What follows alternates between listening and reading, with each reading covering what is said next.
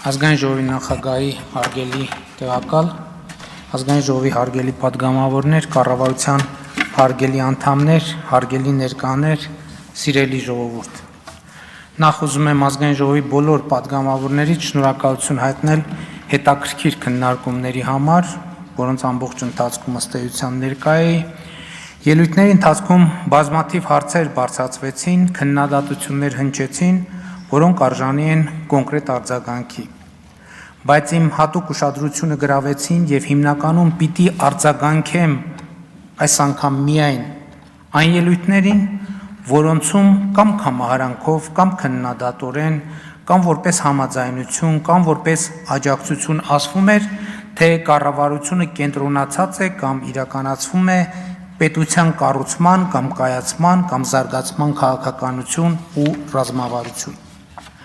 Անկախ նրանից, թե ինչ տոնայնությամբ կամ ինչ երանգավորությամբ էր դա ասվում, պիտի ընդգծեմ, որ իսկապես պետականության կառուցումը այսօր մեզ համար բացարձակ առաջնահերթություն է։ Բայց ինչ է սա նշանակում, ինչ կարող է սա նշանակել անկախության 34-րդ տարում։ Միթե անկախությունից 34 տարի անց պետականության կառուցումը դեռ կարող է լինել առաջնահերթություն։ Այո, որովհետև այստեղ խոսքը ոչ միայն ինքնին պետության, այլև նրա էության, նպատակի ու բովանդակության մասին է։ Այս թեմային իրականում անդրադարձել եմ դեռ նախորդ տարվա զեկույցի քննարկման ժամանակ, իրական Հայաստանի եւ պատմական Հայաստանի մասին իմ ելույթում, բայց ընթացիկ քննարկումն ինձ համար ակնհայտ դարձրեց, որ թեմայի եւս մեկ շերտի անդրադառնալու եւս մեկ շերտ պարզաբանելու հույժ անհրաժեշտություն կա, եւ դա կապված է Երրորդ հանրապետության բովանդակային էության հետ։ Խնդիրն այն է, հարգելի ներկաներ, որ 1980-ականների վերջին Հայաստանի անկախության գաղափարը գեներացվել է ոչ թե հանուն անկախության ու պետականության, այլ հանուն Ղարաբաղի խնդրի լուծման։ Այսինքն, մենք անկախ պետություն ստեղծել ենք ոչ թե ավելի լավ կյանքի,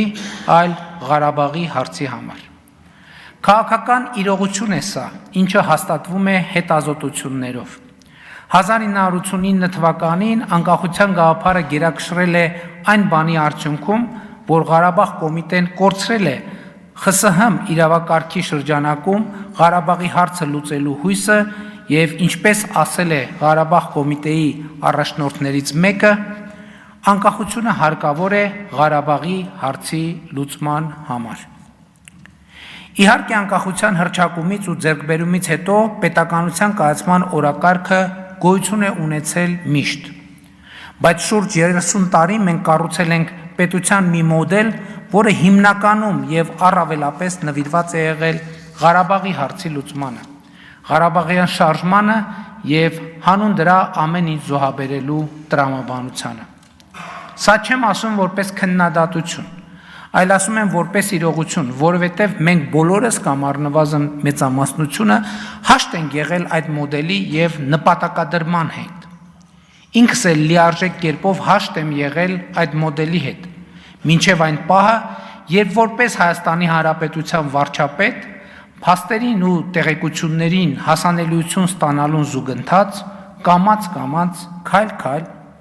սկզբից աղոտ, ապա եւ առարկայորեն հասկացել եմ, որ եթե մեզ համար անկախությունը, պետականությունը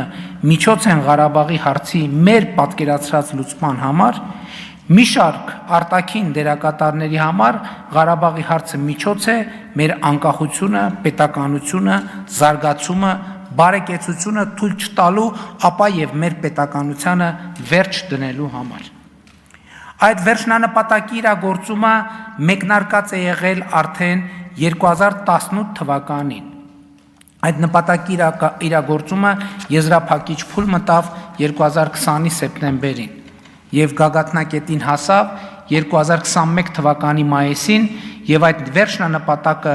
գործակիցներ ունի նաեւ Հայաստանում եւ այդ գործակիցները կարծում են, որ Ղարաբաղի հարցն է կարևոր եւ ոչ թե անկախությունն ու պետականությունը։ Դաշնակցության այդքան քննարկված 004 շրջաբերականը, հոգևոր հայտնի անձանց այստեղ մեջբերված հարցազրույցները, Հայաստանի նախկին ղեկավարության հայտարարությունները այս ծիրի մեջ են, այս տրամաբանության մեջ։ Այսօր ահա գաղափարական այս դարակազմիկ բախման երկրորդ արարն է տեղի ունենում։ Կառավարող մեծամասնությունը, անձամբ ես, ասում ենք, որ Ղարաբաղյան շարժումը շարունակելու ցանկացած փորձ կործանարար է, որովհետև այն եղել եւ լինելու է գործիք Հայաստանի պետությունը, անկախությունը, ինքնիշխանությունը թույլ չտալու համար։ Մենք սա ցավոք շատ ուշ ենք հասկացել։ Իսկ ընդդիմությունն ըստ էության ասում է, որ Հայաստանի պետականությունը մի նպատակ եւ իմաստ է ունեցել եւ ունի։ Ղարաբաղյան շարժում, Ղարաբաղի հարց, ուրեմն Ղարաբաղյան շարժումը պետք է շարունակել, անկախ նրանից, թե դա ինչ հետևանքներ կունենա։ Բայց ես ոչ միայն համաձայն չեմ այս տեսակետի հետ, այլև մեր կառավարման 7 տարիներին ետ նայելով արձանագրել եմ մի բան, որ հիմա արդեն կարող եմ բարձրաձայնել։ 2018 թվականի ժողովրդական ոչ բռնի Թավշյա հեղափոխությամբ Հայաստանի կառավարման ղեկին հայտնված քաղաքական թիմը դաժան փորձությունների ու հարվածների տարափի ներքո ինտուիցիա եւ արիություն է ցուցաբերել, կարողանալով քայլ առ քայլ,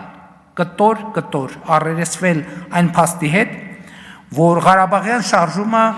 օբյեկտիվորեն վաղուց ավարտվել է եւ այն շարունակելու մեր հավաքական ջանքը ընդհանրապես օգտագործվում է Հայաստանի առանց այն էլ թուլացած անկախությունն ու պետականությանը վերջ դնելու համար։ Ու այս իրողությանն առերեսվելով կառավարող մեծամասնությունը որդեգրել է մի ռազմավարություն, համաձայն որի Հայաստանի Հանրապետությունը ոչ թե Ղարաբաղի կամ ինչպես ասում են մեկ այլ ազատագրական հարցի լուծման գործիք է, այլ Հայաստանի քաղաքացիների բարեկեցությունը, ազատությունը, երջանկությունը, անվտանգությունը ապահովելու գործիք։ Որ 29743 քառակուսի կիլոմետր տարածքով Հայաստանի Հանրապետությունը ոչ թե ավելի մեծ հայրենիք ունենալու միջոց է, այլ մեր երազանքների հայրենիք պետությունն է եւ մեր վերջնական հանգրվանը որպես ժողովուրդ։